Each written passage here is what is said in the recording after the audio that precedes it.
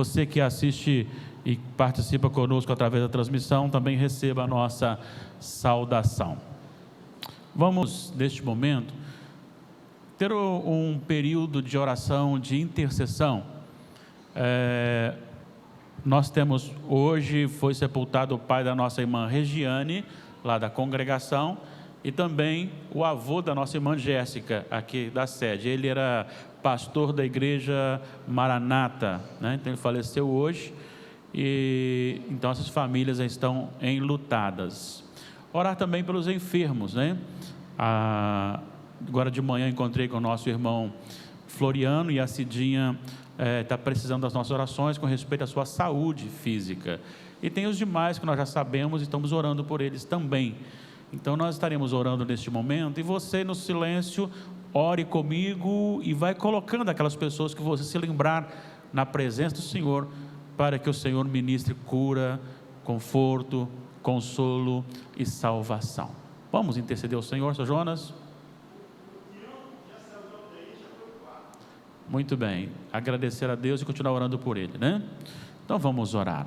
À medida que eu for orando aqui, você vai se lembrando dessas pessoas e vai intercedendo aí do banco em silêncio, em nome de Jesus. Ó Pai querido, é bom estar aqui e é confortador estar na Tua presença, mesmo e apesar de saber quem somos, da nossa indignidade, da nossa pecaminosidade, da necessidade que temos da Tua graça e misericórdia, mas com a ousadia nos oferecida em Cristo Jesus, de nos aproximarmos de Ti e clamarmos ao Senhor, ó Deus, que olhe para o Teu povo, olhe, Senhor, para aqueles que sofrem com a perda de entes queridos, olhe, Senhor, para aqueles que sofrem com enfermidade física, olhe para aqueles que sofrem com enfermidade espiritual.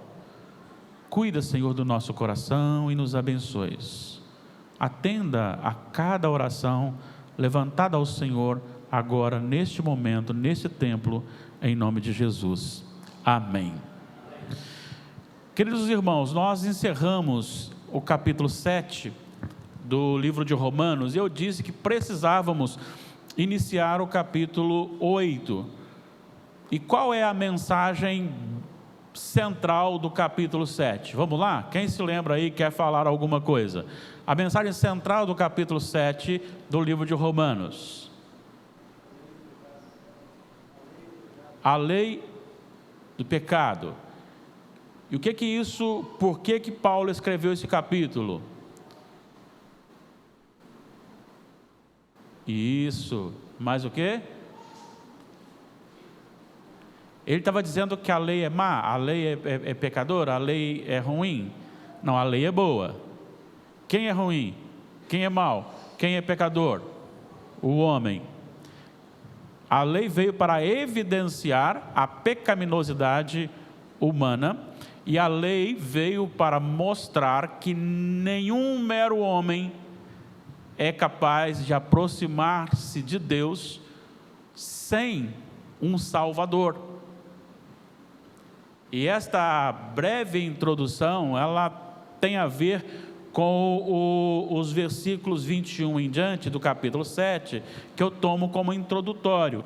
Então, ao querer fazer o bem, encontro a lei, que o mal reside em mim. Porque no tocante ao homem interior, tenho prazer na lei de Deus, mas vejo nos meus membros outra lei, que guerreando contra a lei da minha mente, me faz prisioneiro da lei do pecado, que está nos meus membros. E aí ele fala,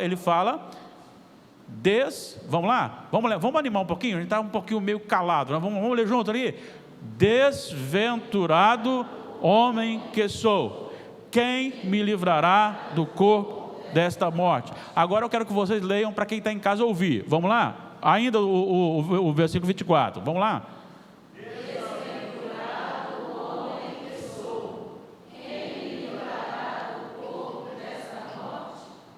Se bem-aventurado é feliz ou abençoado, desventurado é o quê? Infeliz O contrário de abençoado é o quê? Amaldiçoado. Desgraçado, ou sem a graça. Tem uma tradução que diz: miserável homem que sou. Qual é, o que ele está dizendo quando ele afirma isso? Miserável homem que sou, desventurado homem que sou. Ele está dizendo que, mesmo em Cristo, ele continua desgraçado?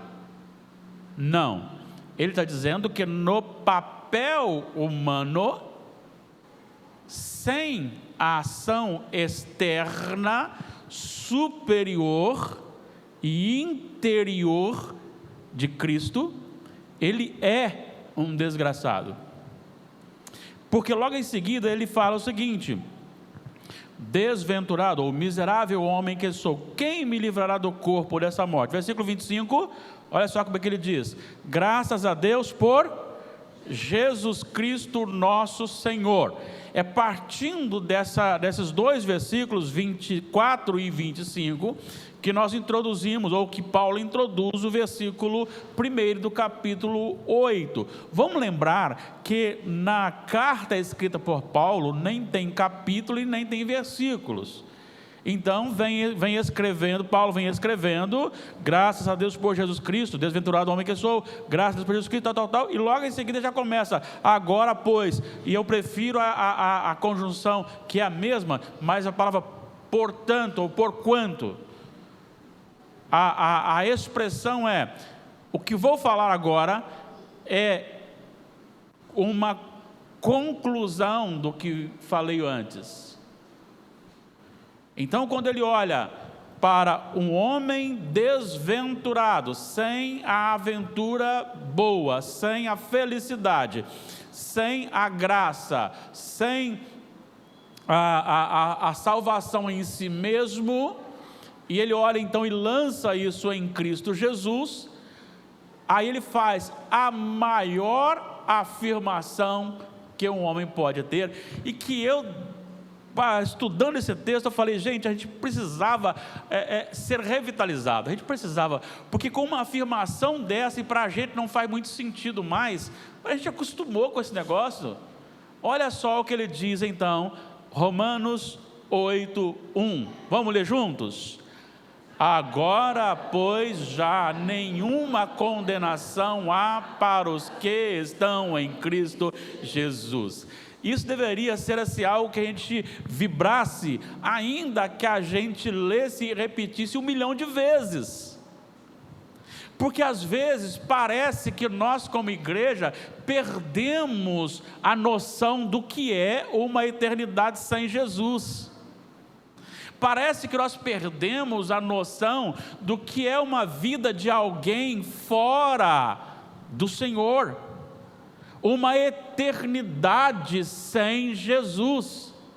Vamos pensar um pouquinho, eu já tenho falado e vou repetir para ficar bem gravado. Jesus disse que ali no lago que arde com fogo e enxofre, não haverá só choro, mas choro e ranger de dentes.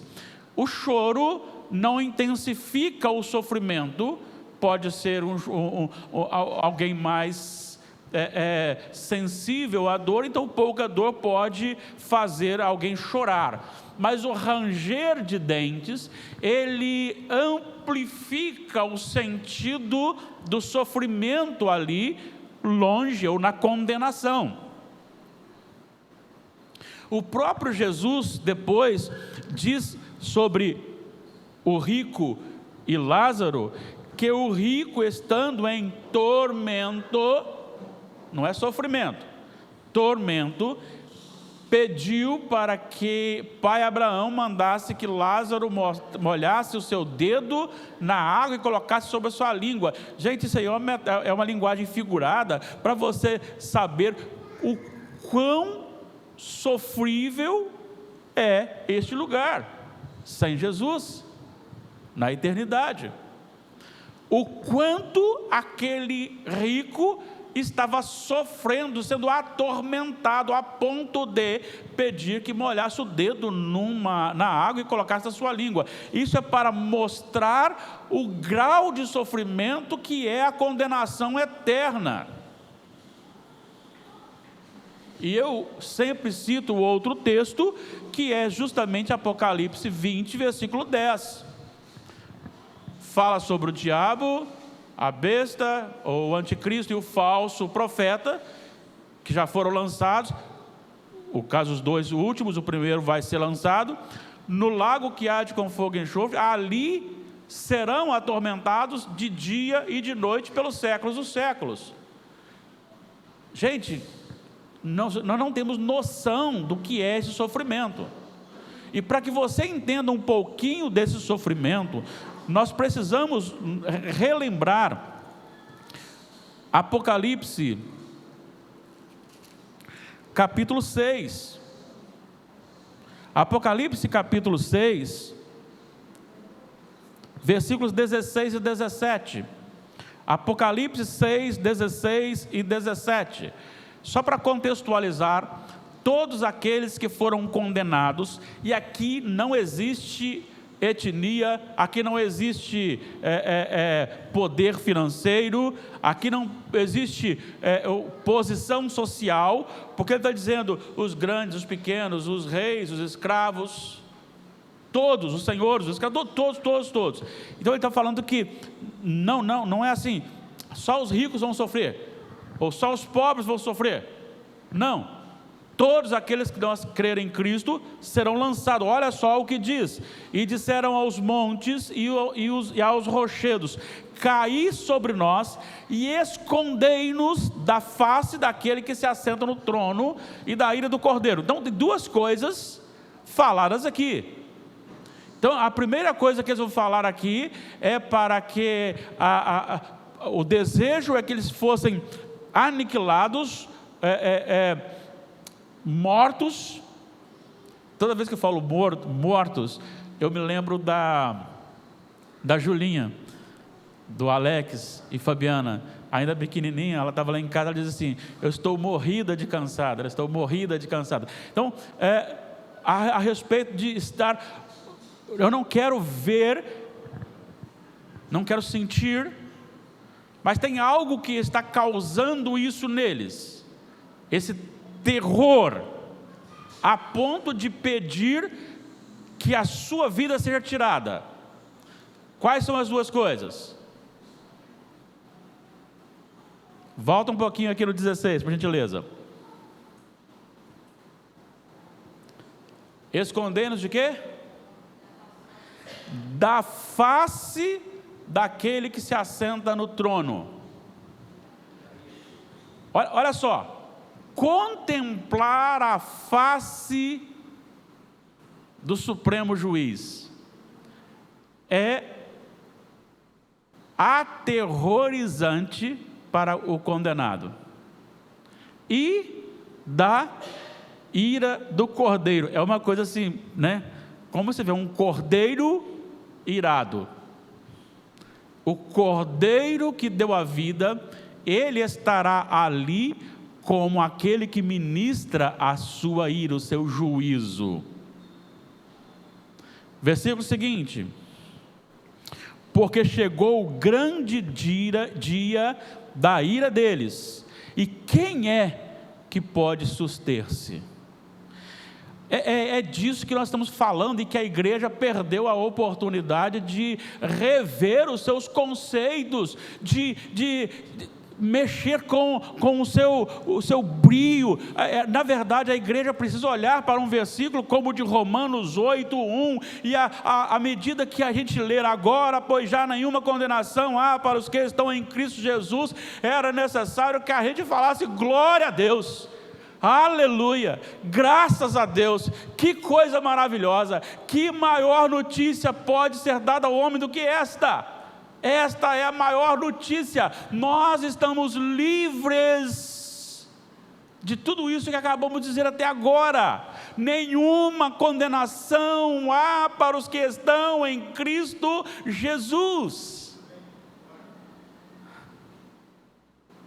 Sabe, a gente está tão preocupado com faculdade, com bens materiais, adquirir isso, adquirir aquilo outro, comprar isso, comprar aquilo outro, e às vezes nós não paramos para meditar naquilo que nós já temos.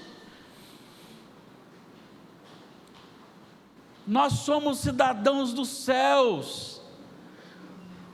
Sabe o que Paulo fala? Paulo diz que nós, como oliveira, ramos de oliveira estragada, nós fomos enxertados na oliveira verdadeira, que é Jesus.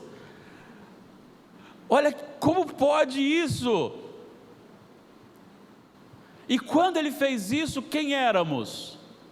Mortos nos nossos delitos e pecados. Nós escolhemos por alguma qualidade, nós escolhemos por alguma coisa que nos chama a atenção, mas a escolha que Deus fez de você não tem a ver com a sua beleza, não tem a ver com as suas ações, não tem a ver com o seu testemunho, não tem a ver com nada que você possa ter produzido.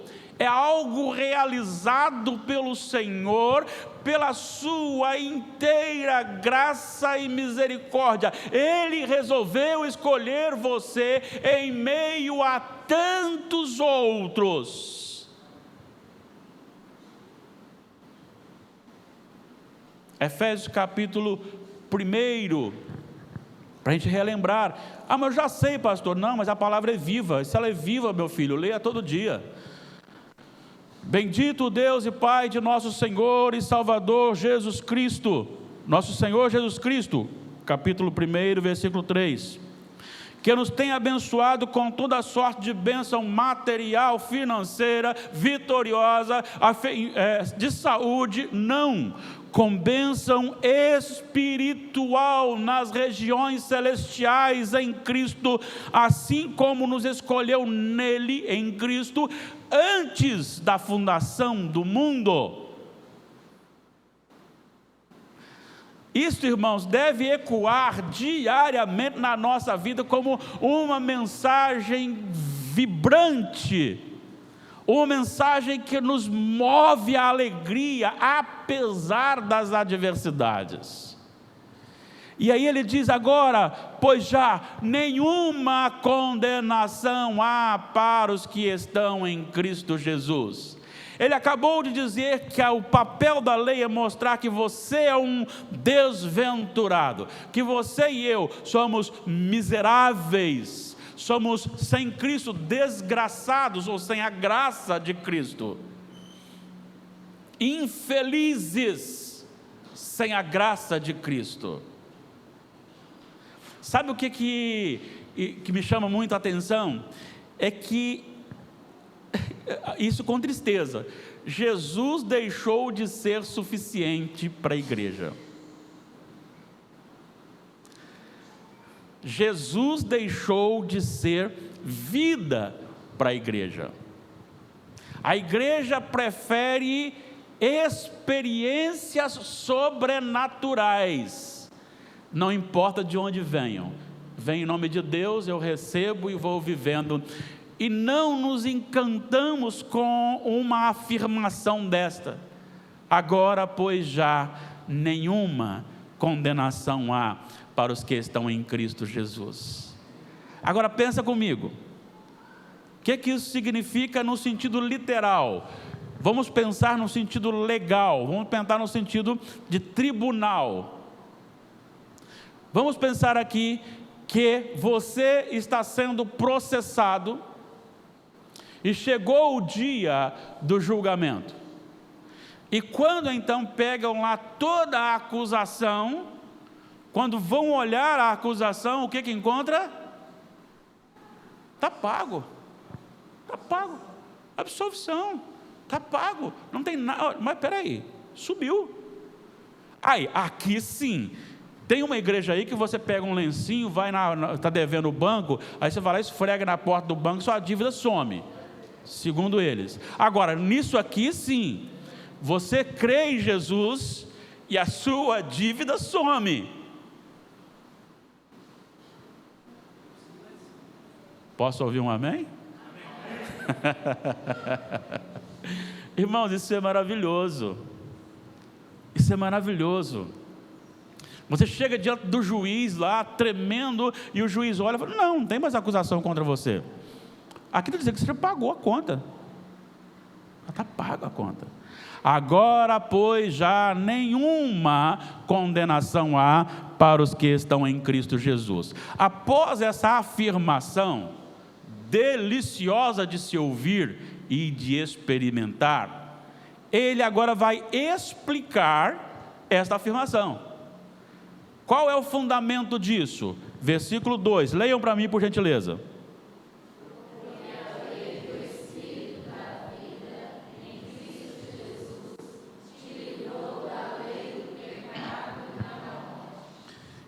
Olha só, você tem uma lei livrando você de outra lei. É um negócio estranho, não é? Uma lei livrando você de outra lei. Como é que eu tenho que explicar isso? Olha, aprenda a amar a sua Bíblia, porque está tudo lá. Ah, o pastor... Não, está tudo na Bíblia, só você ler. Capítulo 3. Versículo 19 e 20, por gentileza. Romanos 3, 19 e 20. Leiam juntos, por gentileza.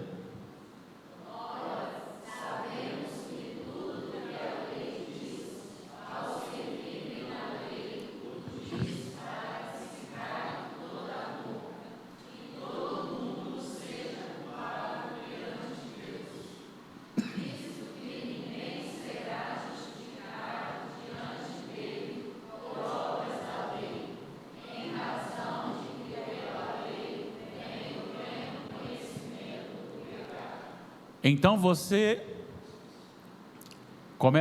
passa a entender duas coisas: que você não tem nenhum mérito e não pode dizer que tem nenhum mérito. Você é culpado. Agora, quando você tem conhecimento do seu pecado, vai lá para 6:23. Só a primeira parte do 6:23. Vamos lá? Porque é a morte, condenado, já era. Isto é o que a lei faz, e esta lei, não a lei estabelecida, mas a lei do pecado, quer dizer, aquilo que eu pratico, e esta lei está logo em seguida, que a gente vai ver daqui a pouquinho, ela não pode me livrar. O que é a lei? Pode falar. O que é a lei? Uma imposição de limites, uma determinação de onde se deve passar, sendo que todas as vezes que eu passar em outro local, eu quebro a lei. Se eu ultrapassar, a lei é uma barreira construída dentro de uma represa que, quando a água vem mais forte, passa sobre a barreira, mas a barreira não se move. A lei não se move nem para cima, nem para baixo, nem para a direita, nem para a esquerda. A lei é a lei, então ela não tem a função de salvar você.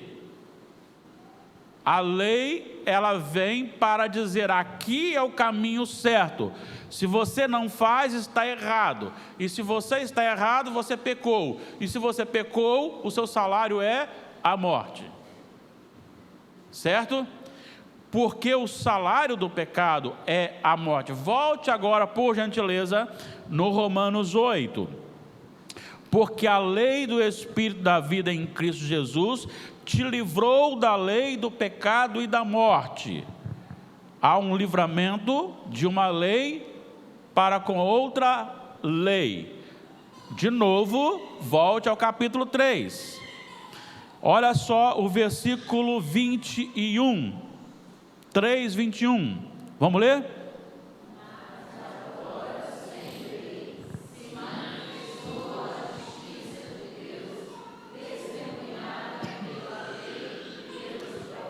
22.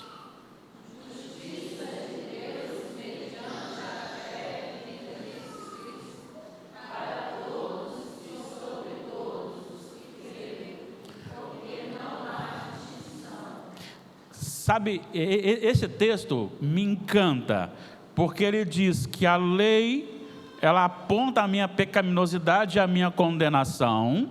Então eu tomo conhecimento através da lei que sou pecador. Sendo pecador, então eu mereço a morte. Então não há salvação para mim, em mim mesmo. Porque para que se cale toda boca e todo mundo seja culpável. Então não há como eu argumentar, não há como eu puxar alguma coisa, porque tudo que eu vou puxar, a lei vai me mostrar que eu estou em pecado, e o salário do pecado é a morte. Agora ele diz, mas agora sem lei, aí dá a intenção assim, que o Senhor burlou a lei, mas ele diz, sem lei, se manifestou a justiça de Deus, testemunhada pela lei e pelos profetas. A lei não é o problema, mas a lei do pecado, ou seja, a força do pecado é que é o problema, e é este pecado que mata. Então eu não sou escravo da lei de Deus, mas eu sou escravo da lei do pecado, de ter que fazer, ter que cometer o pecado sem Jesus. Daí então, existe na vida do não crente uma natureza, e essa natureza é a natureza pecaminosa, a natureza carnal, a natureza da morte.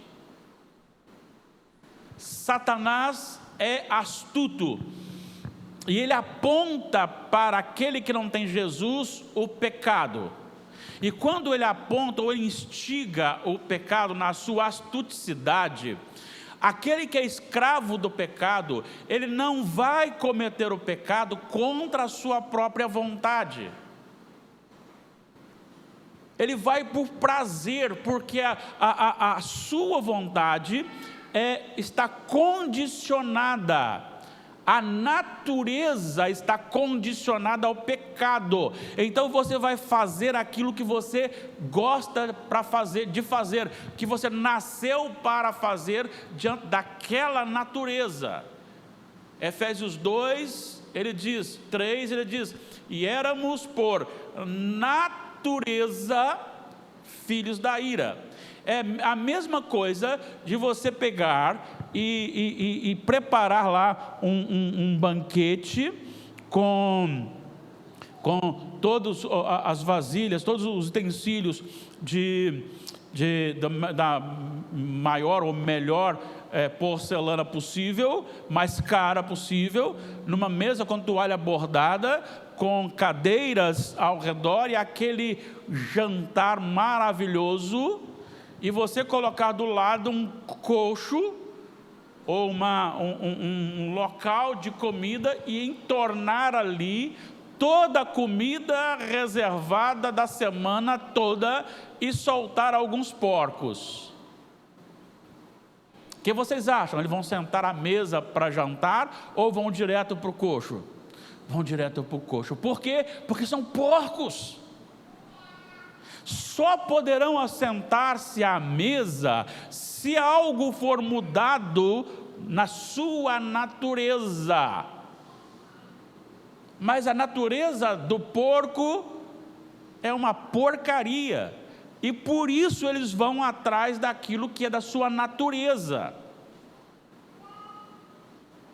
Sendo assim, o que nós estamos entendendo aqui é que o homem ama o pecado quando ele não tem Jesus, e a lei mostra isso. Mas Deus agora aponta não contrário à lei do pecado, mas contrário à lei do pecado, não contrário à sua lei estabelecida, que acima da lei há uma justiça promovida, e é esta justiça promovida que ele trabalha isso logo em seguida, falando no 23, para reforçar: todos pecaram e destituídos estão da glória de Deus. Aí ele diz que como que essa justiça foi ministrada? Através da redenção. A gente ouve muito no meio evangélico cristão: redenção, Ele me redimiu, Ele é a nossa redenção. Mas a gente não sabe, na verdade, realmente o que é o sentido da redenção. Qual é o sentido da redenção? É pagar o resgate, é resgatar alguém. Também, você tem no versículo 25 do mesmo capítulo, a propiciação, que é um sacrifício de sangue para aplacar ou desviar a ira de Deus.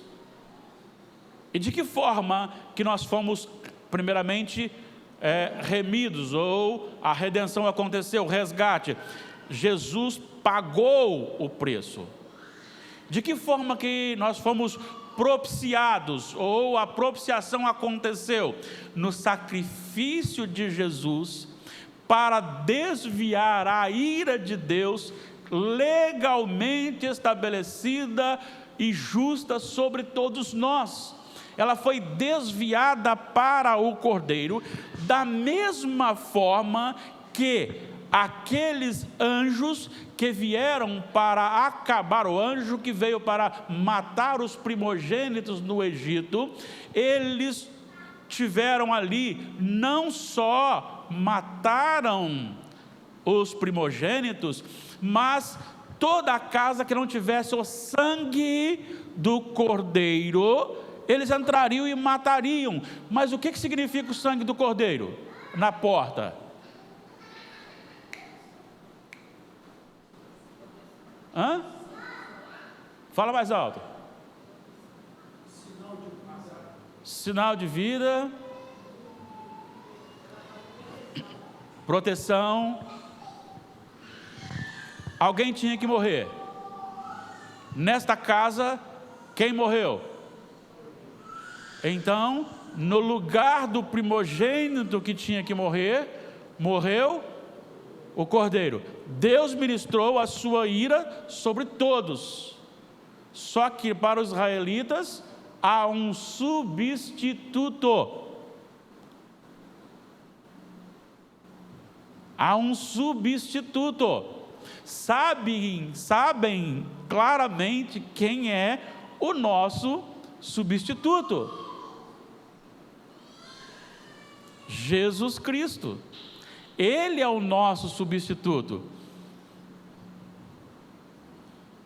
É o ato da morte da cruz, voltando então para o capítulo 8, que esta lei do Espírito da vida, que é o sacrifício de Cristo, que é o Evangelho pregado, o Evangelho nada mais é do que Jesus Cristo. Ele então fez o que com a lei do pecado? Nos livrou da lei do pecado. Mas ele continua explicando. Eu queria ver se dava para chegar no 4, mas não vai dar. Vamos pelo menos para o 3 e a gente encerra para não demorar muito. Versículo 3, olha o que ele diz. Antes do versículo 3, dá uma olhadinha comigo, só para a gente reforçar. 1 Coríntios 15, 56. 1 Coríntios 15, 56.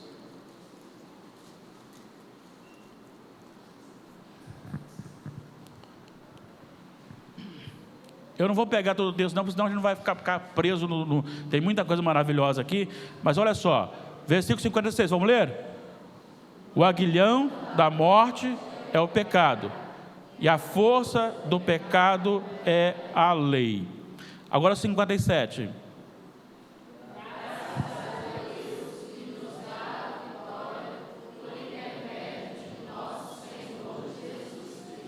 Não vou comentar, está muito bem comentado isso aí, só na escrita. Vamos voltar então para a gente pegar o 3 aqui do Romanos 8, versículo 3, por gentileza, leiam bem forte este versículo.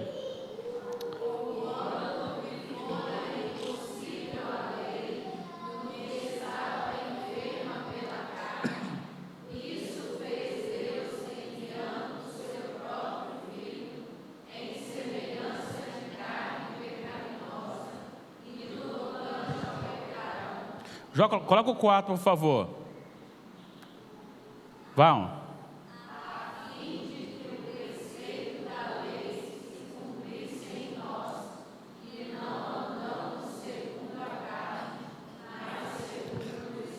Volta agora no 3, porque eu quero pegar os dois. O finalzinho do 3 agora.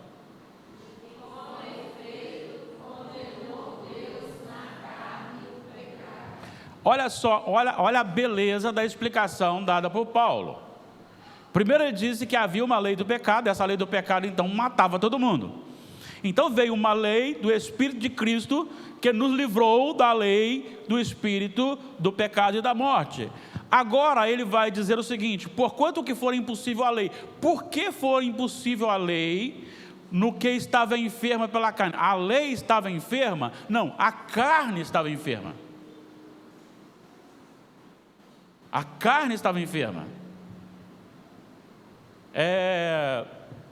A gente, lá na colheita do café, nos tempos atuais, já não se usa mais aquele balaio feito de bambu ou de taquara para medir café.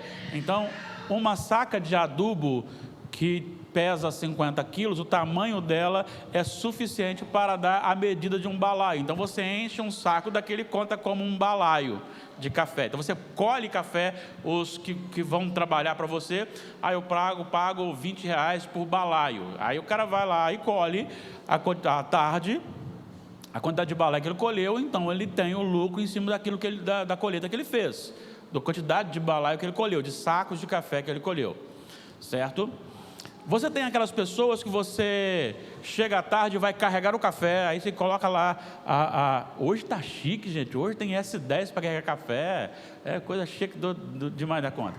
Aí você vai lá, você pega um saco daquele, embora ele seja pesado, mas você pega com mais facilidade porque ele está duro, firme, ele foi até o limite e foi socado. Agora outros, você pega e quando você olha ele está cheio. Mas quando você pega nele e puxa, ele cai e vai lá para baixo, porque ele só coloca por cima e não está cheio. A questão não é o saco, a medida. A questão é quem coloca ali dentro. Então tem aquele que coloca corretamente, que cumpre a lei. E tem aquele que não cumpre a lei. A carne está doente, ela nunca vai encher o saco de café. Ela está doente, não é a lei que é o problema, é a enfermidade carnal, é enferma pela carne, ou seja, ela não é capaz de justificar, porque todo mundo falta para chegar na lei, ou ultrapassa a lei. Agora, o que foi impossível a lei, Deus fez. O que foi impossível a lei? A nossa justificação. O que Deus fez? A nossa justificação. De que forma? Enviando o seu próprio Filho em semelhança de carne pecaminosa. Ele não foi um pecador, mas em semelhança de carne pecaminosa. Ele assumiu a nossa forma, mas não só assumiu a nossa forma. Qual foi o milagre que aconteceu? É que ele se tornou 100% homem, natureza carnal, e não deixou de ser natureza divina, Deus. Então Jesus carregava num só corpo a natureza divina 100% e a natureza humana 100%. Mas acontece que Paulo, escrevendo aos Filipenses, no capítulo 2, versículo, vamos lá, 5, 6, Filipenses 2.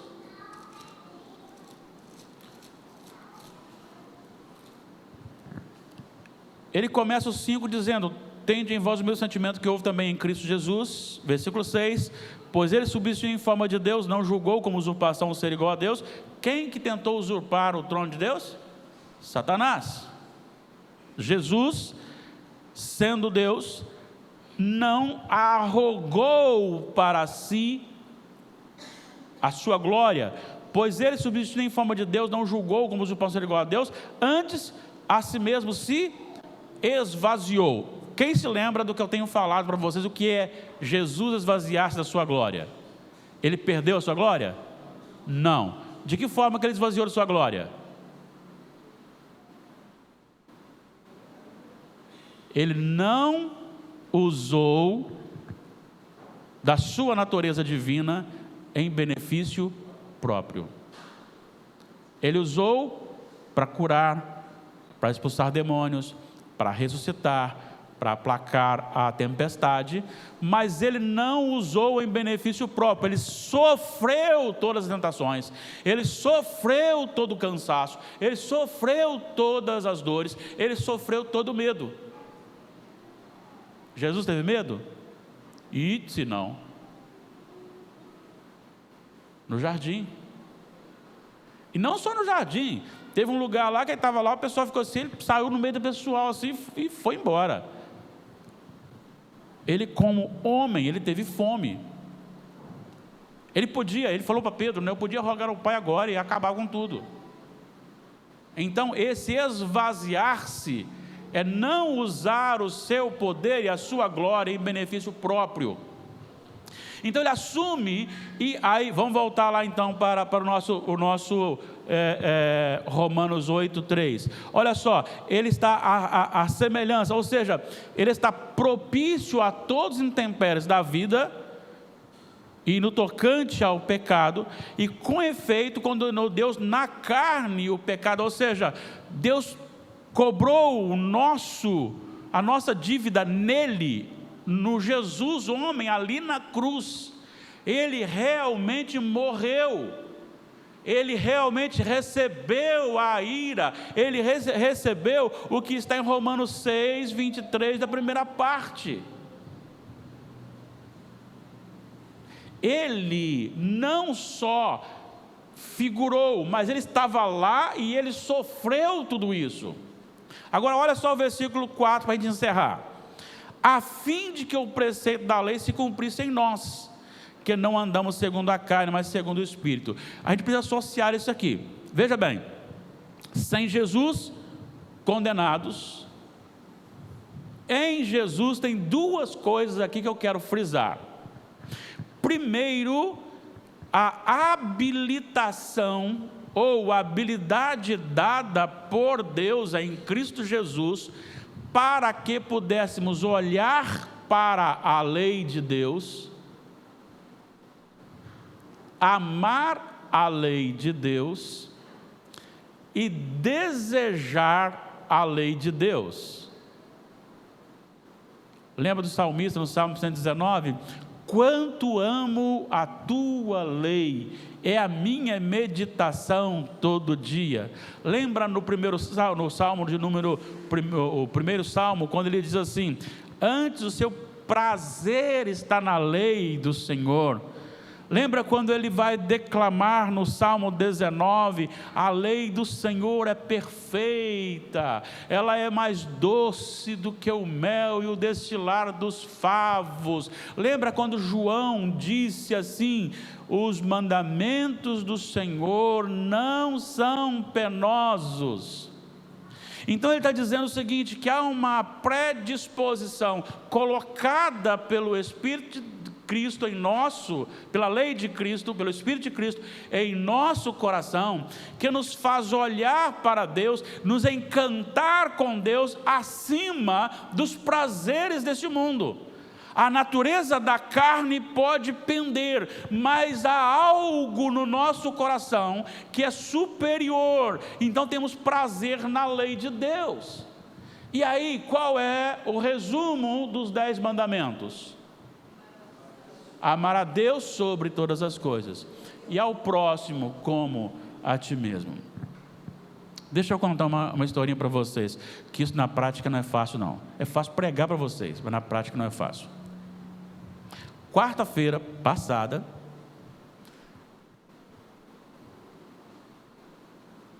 na terça-feira passada, nós chegamos na garagem da Marizia, eu vindo ali para o culto do nosso irmão Azenir, tinha algo escorrido debaixo do meu carro. Pensei que pudesse ser algo relacionado ao ar-condicionado, mas tinha algo mais, tipo um óleozinho. E a Damares muito mais atenta e tal, viemos para aqui, voltamos, e no outro dia, então na quarta de manhã, eu levei meu carro. Chegou lá, o moço disse para mim, o moço que está acostumado a mexer com New Fiesta, com Mercedes, com essas coisas todas, né? Ele disse, olha, é a sua bomba, a bomba d'água que estourou, e tem que trocar a bomba d'água. Ao trocar a bomba d'água, eu tenho que trocar a correia dentada também, porque é em conjunto aqui, já está com 121 mil rodado, carro de pastor roda bem, né? Está com 121 mil rodado, então precisamos trocar a correia dentada. Eu falei, tudo bem, vamos trocar, né? E aí, quando chega na quarta-feira à tarde, eu chego lá, tem uma bela de uma notícia. Olha, eu tenho que lhe falar, mas você já sabe que não vem coisa boa. O rapaz que foi colocar aqui, teve um equívocozinho aqui, quando ele ligou o carro, pulou um dente da correia e empenou 2 válvulas do seu motor. Ah, Jesus amado. Válvula de fábrica, nunca abriu o motor. Mas tá bom, fazer o quê? Errar é humano. E aí ele, vou te entregar esse carro só amanhã, quinta-feira. Na manhã ele disse, não, só sexta-feira. Quando foi na sexta-feira, ele falou, vem bem no finalzinho, porque... Aí quando eu cheguei lá, estava fechando a oficina. Aí ele saiu, deu uma volta no carro e disse assim, olha, não ouvi nada demais e tal, se você leva qualquer coisa, você volta. Quando eu saí, ele fechou a porta. Já saiu ouvindo um barulho. Não dá para andar com o carro. Guardei o carro. Fiquei até na segunda-feira, porque no sábado eu não trabalhava. Fui para lá. Deixei meu carro lá de novo. E aí ele me chama lá ontem. E me diz, não é porque mexemos aqui, é porque embaixo... Aí começou a arrumar aquelas coisas, porque está precisando de retificar um erro. Eu falei, meu Senhor... Aí eu estou naquela fase assim, sabe, do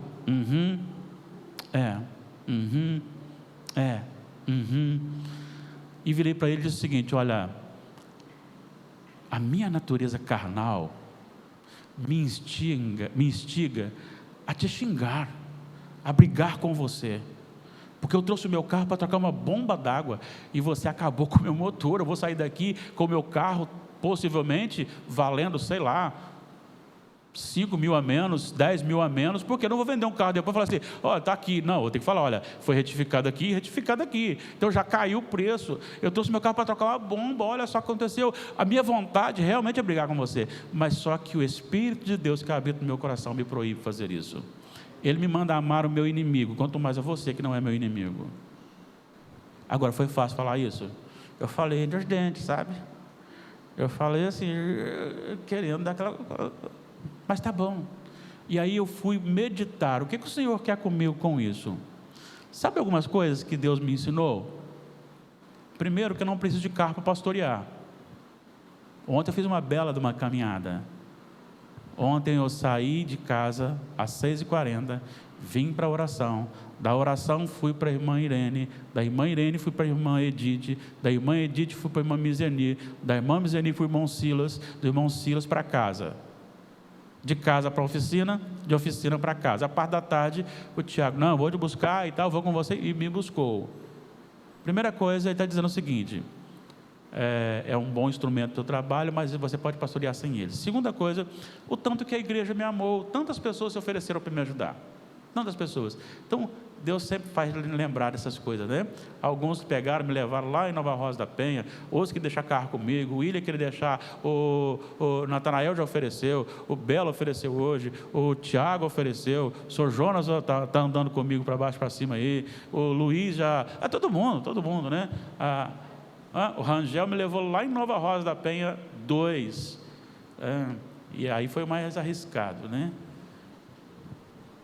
Porque a gente não conhece bem a estrada, mas graças a Deus ali um povo muito bom da igreja, foi muito bom. Então assim, como Deus faz as coisas, não é gostoso cumprir as ordenanças do Senhor quando a coisa vira para o nosso lado. É fácil eu falar para você, precisa amar, mas quando eu preciso amar é mais difícil, mas não é impossível, porque eu preciso do fruto do Espírito no meu coração. Então, além disso, tem hora que, mesmo eu não brigando com ele, eu acabo pecando. Porque no fundo, a gente queria xingar ele. Não é xingar, brigar, xingar palavrão não, né? Xingar no sentido de brigar com ele. Então, se você tem uma motivação de querer brigar, você já pecou. Só que Jesus não brigou com ele. Jesus não caiu em nenhuma tentação do pecado. Então é por isso que eu estou em Jesus e tenho sim, eu cumpro toda a lei, sem cumprir toda a lei. Por uma questão jurídica, forense, questão de tribunal, eu cumpri toda a lei, porque Jesus cumpriu por mim. Eu vou na carteira dele, no número dele. No sentido prático, eu não cumpro toda a lei, mas eu sou habilitado a amar a lei de Deus. É por isso que agora, pois já, nenhuma condenação há para os que estão em Cristo Jesus. Aleluia. Bendito seja o Senhor. Vamos encerrar.